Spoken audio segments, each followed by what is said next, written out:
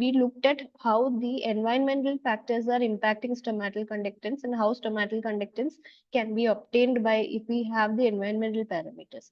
Now, stomata is also affected by the amount of water in the soil. This is called the soil moisture content. So, if the soil moisture content is less, then the water potential between the plant and the roots will also reduce.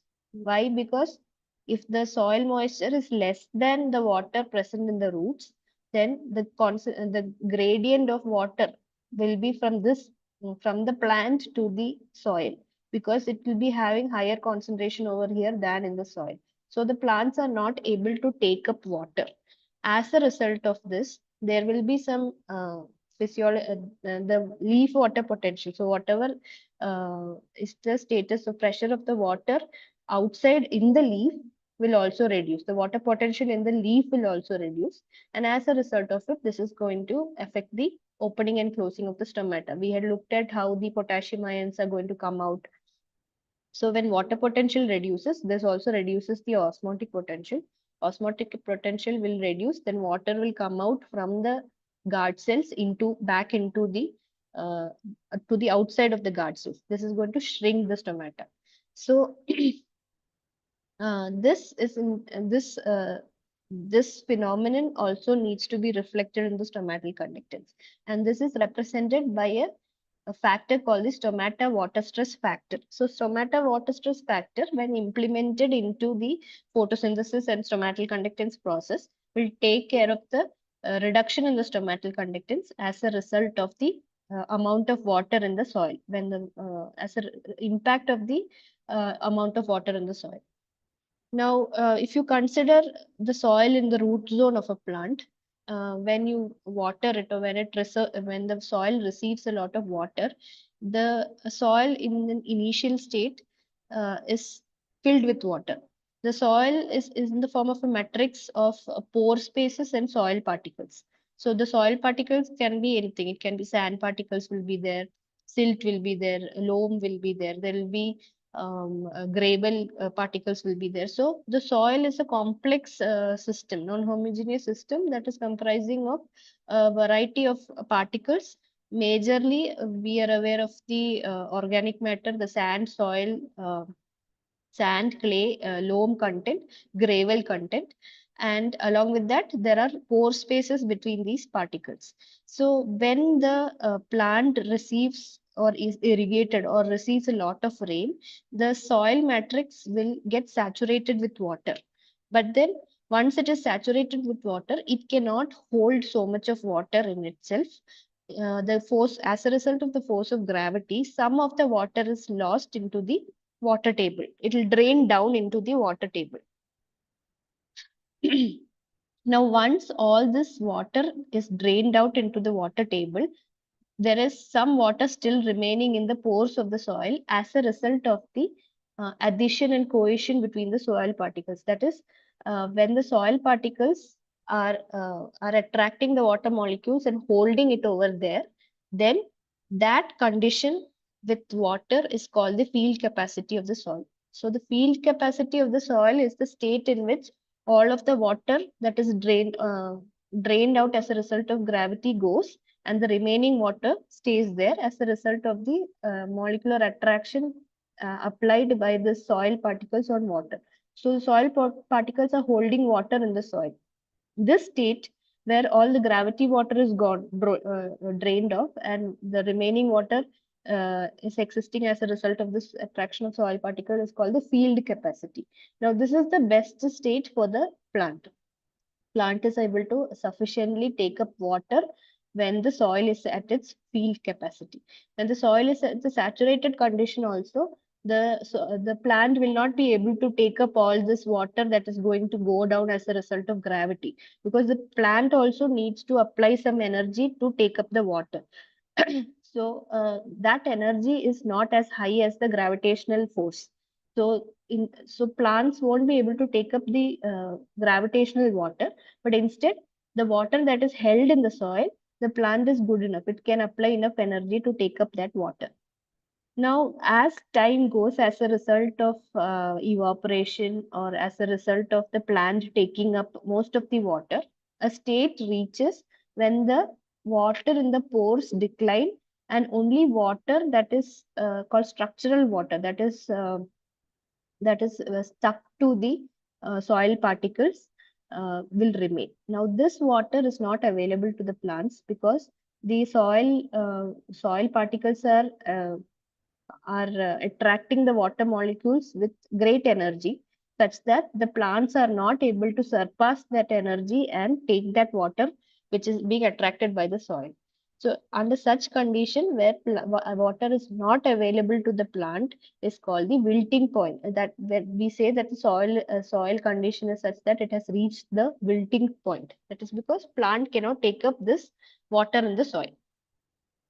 Now, the state between the difference of the field capacity and the wilting point, or the quantity of water that is available between this field capacity and the wilting point, is called the plant available water. So, all of the water uh, that is uh, that is existing or persisting between the field capacity and wilting point is the water that is available to plant. At wilting point, the plant is not capable of taking up water by its roots, and then as a result of unavailability of water, it faces stress and it starts wilting.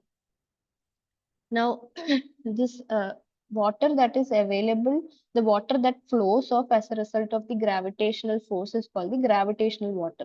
In terms of plant, this water is not available to plant because it cannot exert as much force equal to the gravitational force to take up the water. The water that is available to the plant is called the capillary water. This capillary water is existing not only by the intermolecular force or attraction that holds the water in the pore spaces, but it is also existing as a result of the capillary action, which I don't think I need to explain. When you dip a tube inside a beaker of water, some water races inside into the tube as a result of the adhesive forces of the glass to the water to the glass.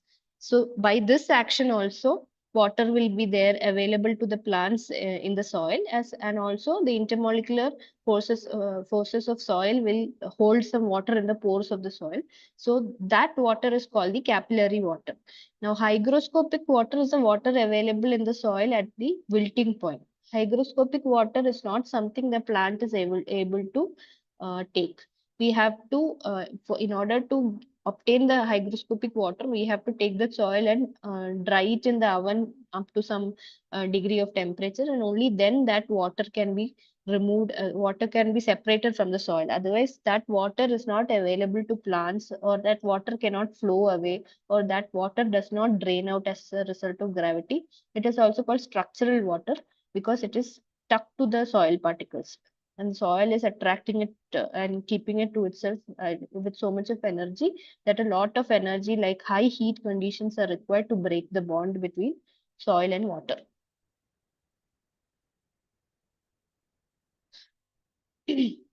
Now, this field capacity and wilting point that I'm talking about, what is it actually?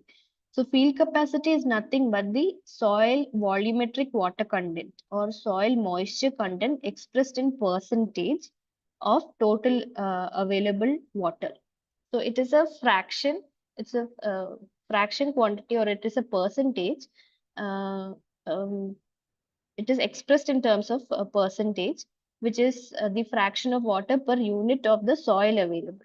So we know that in sandy soils, the particles are a little bit bigger, and because of that, there are a lot of pore spaces in sandy soil. If you see, if you go to the beach and all, if you pour water into the sand, it goes off quickly. It will seep down quickly. That is because in a matrix of sandy soil, there are a lot of pore spaces. As a result of it, water will flow down quickly. Now, at the same time, if when you come to clayey soils, the particles are even smaller. So as a result of which, the pore spaces are also very tiny, and because of this, the water will not move very quickly as easily as in sandy soil. So the field capacity in case of the sandy soil is going to be low because all of the water is going to go off as gravitational water.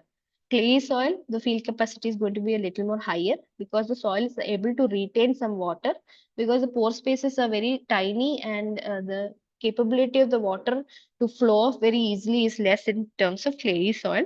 And again, when it comes to loamy soil, it's a mixture of sand, silt, and clay. So it has got a little more um, a good amount of field capacity because it's a mixture of sand, silt, clay, all different particles. So it is also not able to drain off the water as easily as sandy soil. So it can retain some good amount of water, which is why it is called ideal for plants. Now, not only are the pore spaces a factor of the types of soil, the organic matter in the soil, how the soil structure is. Sometimes the soil particles are with sharp edges. Sometimes the soil particles are rounded. Sometimes it forms a honeycomb structure. Sometimes it forms a stratified structure. So those structural composition or structural structure of this soil also impacts the field capacity as well as the wilting point, and amount of organic matter present in it affect the field capacity. How well it is compacted, or if the soil is loose, then again the field capacity vary based on all of this. So field capacity is nothing but it is the it is the volumetric soil water content.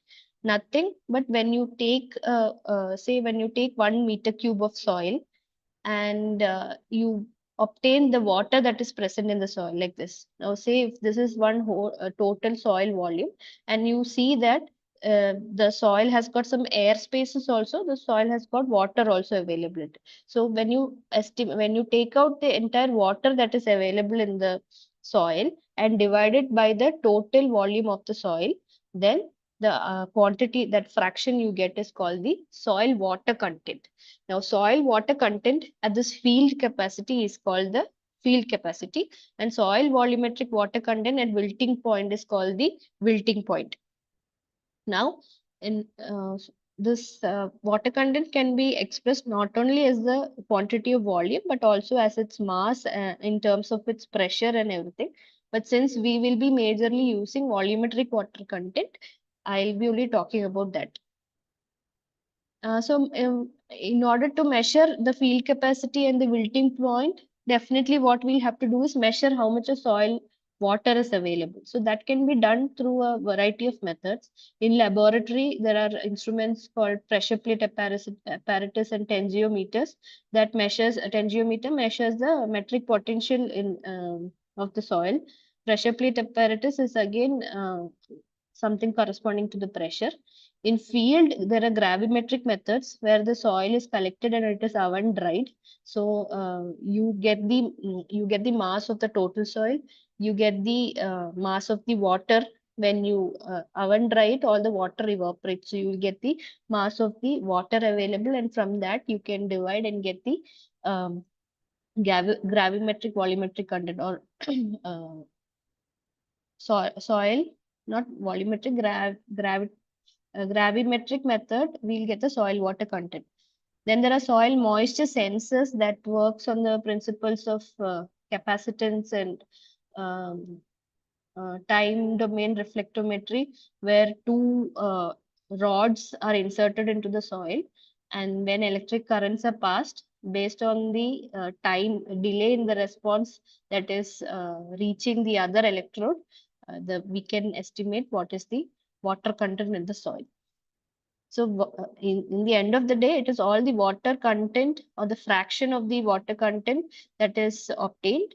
And we will be using the volumetric water content. Soil volumetric water content is nothing but the volume of the water present in that total volume of the soil. Now, in order, we are talking so much about the volumetric, um, field capacity and wilting point, and the soil water content, because we want to find out what is this presence of soil moisture, how is it going to affect the stomatal conductance. So we translate the soil water content into some factor called the stomata water stress factor, where again there is a linear model that is associating the stomata water stress.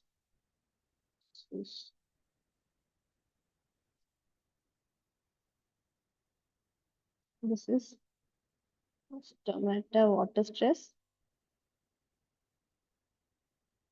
and the y-axis is stomata water stress, and the x-axis is the soil water content. So soil water content, when I say soil water content, it is soil volumetric water content. And now, in order to find what is the soil volumetric water content at field capacity and wilting point, there are a lot of empirical equations like the Van Genekten model, there is some Rawls model, Saxton's model.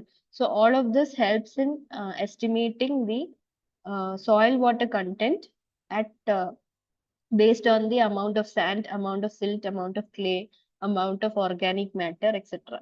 Now, after obtaining the soil water content, after applying what is the amount of sand, say we have in when you take a volume of sand, 21 percentage is 21 percentage of the soil is say sand.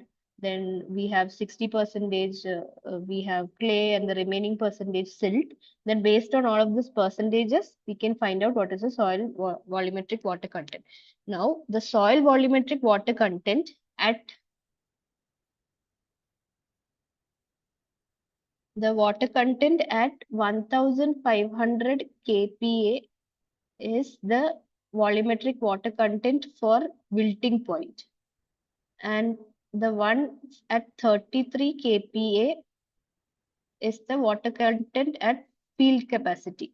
So if we know that the field capacity is attained when the potential of water there is at 33 kilopascals, and the wilting point is at the metric potential or the suction pressure or the pressure head is at 1500 kilopascal. So if we know the formula, we can find out what is the soil water content corresponding to this pressure values. Then we will get the volumetric water content at field capacity and volumetric water content at wilting point. Now, all of these are again a lot of equations which we don't need very extensively, because we just need to find out what is the stomatal water stress and how the stomatal water stress is varying with the soil water content. So in this linear model, what you see is at wilting point over here, the stomatal water stress will be 0. And then as it moves to the field capacity, suppose this will be the third, okay, this is the soil water content at 1500 kilopascal, and this is the soil water content at 33 kilopascal. So as it reaches the field capacity, we see that the stomatal water stress is 1.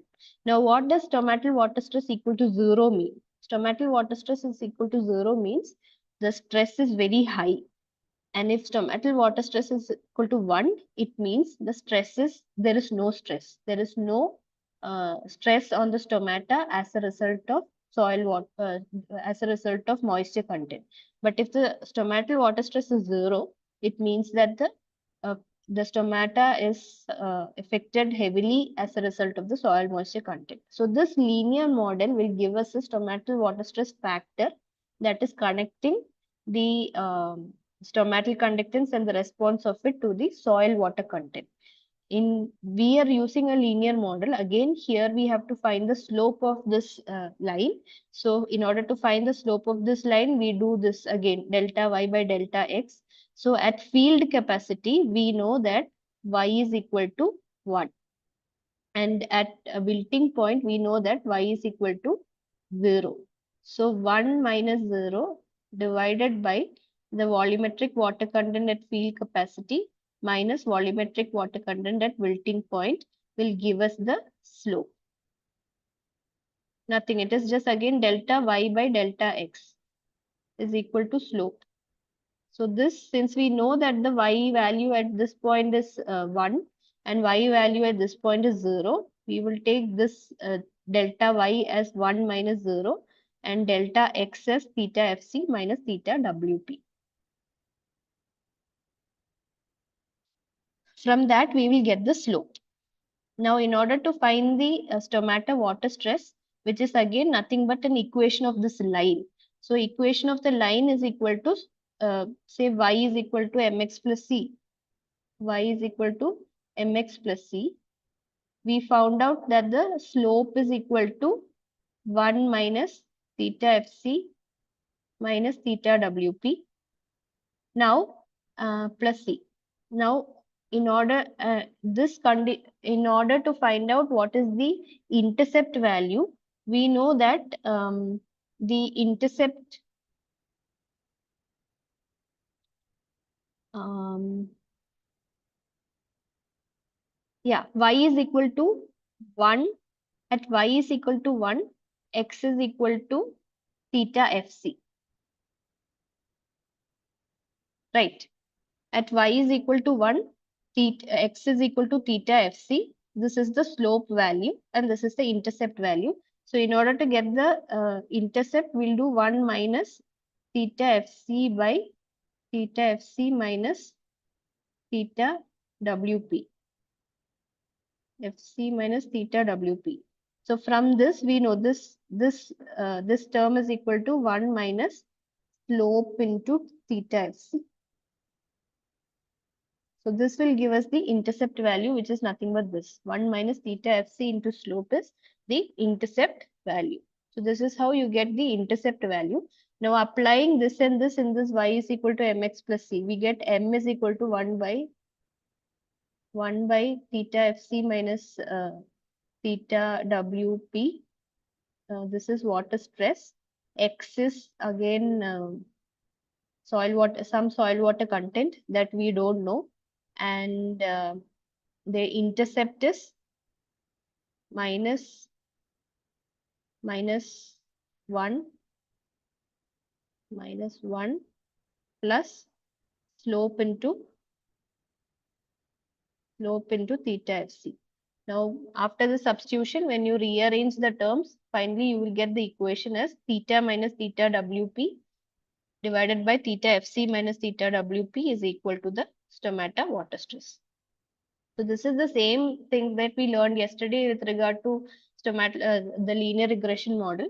You need to find the slope, you need to find the intercept, and then you need to substitute in the equation of the line. Then finally you will get this equation, which is the equation to find out the stomata water stress. So if we have the value of the soil water content, if we have the value of the wilting point, and if we have the value of the field capacity, we can find out the stomata water stress factor. How do I apply this in BioCro? I go back here to see if there is any stomata water stress module. And then I see here there is a stomata water stress module linear. So I will take this and then I will go module info and this. And when I enter, I get the input, output, and all the quantities required for that. The module input quantities are soil field capacity, soil wilting point, soil water content, and output you will get the stomata water stress.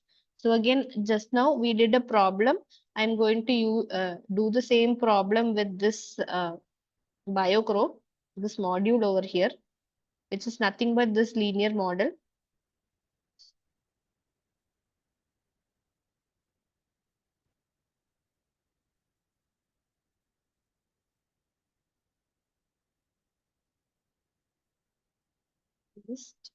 Now I have to put the input quantities as soil field capacity,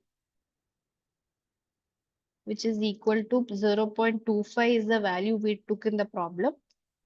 Then the wilting point is equal to 0.15, comma, and the soil water content is equal to 0.18. So when we run this module, some has to be a comma. I put a full stop over there instead of a comma, so that is where that error came. Now I'll run it and see I get the stomata water stress as 0.3. So basically this module is not doing nothing, but it is using a linear model to estimate the stomata water stress by finding the slope and intercept. So as simple as this is what the module is about. Now, since we know what is the theory behind it, we can itself create a module like this in Excel or using any programming language and estimate the stomata water stress.